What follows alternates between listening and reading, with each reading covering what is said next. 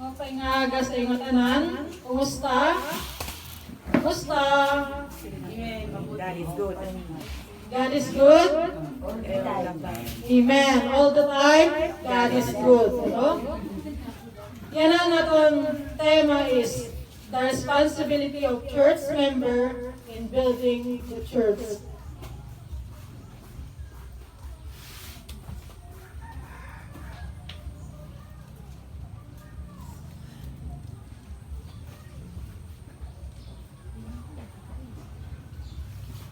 So, ang church, dirilig yung susugat nga building, no?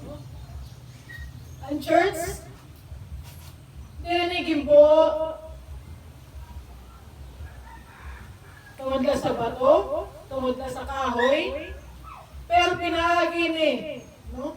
Sa natin mga kasing-kasing, mahawon ng paghigugma, hawon ng katapatan, hawon ng dedikasyon. Amen. Kung paano yun na-build na church, narabanggit kada sayo, no? Waray kit nakarawat sila nga suhol isang piso. Pero tungod sa natin paghigugma, nabugos ini. Nakitanta kung gaano ang pagkasarayo sa kada tagsa sa ato. Ang oras, ang panahon, ginhatag sa kada tagsa. Ang kanya kakayahan, ang kanya talento, na ginhatag sa Ginoo. So kada sayo sa ato, may papel. Ano? May papel sa pagbuo sa church, sa atong church. Amen. Kaya napakahalaga sa gisusugat nga responsibilidad sa kada member sa atong church.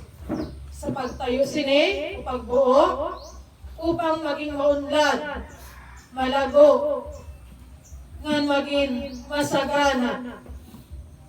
Kaya ini nga tema, diri ni kiunong la sa pagiging masaya o pagiging okay la. Kundi kiunong ini sa pagiging malusog, aktibo, ngan maunlad, sa ngatanan nga aspeto sa natong kinabuhi. Kasi ang gisusugad nga church, diri ang building. Kundi ang gisusugad nga church is kita.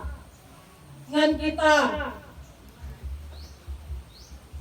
ang kinahanglan ang magburuble.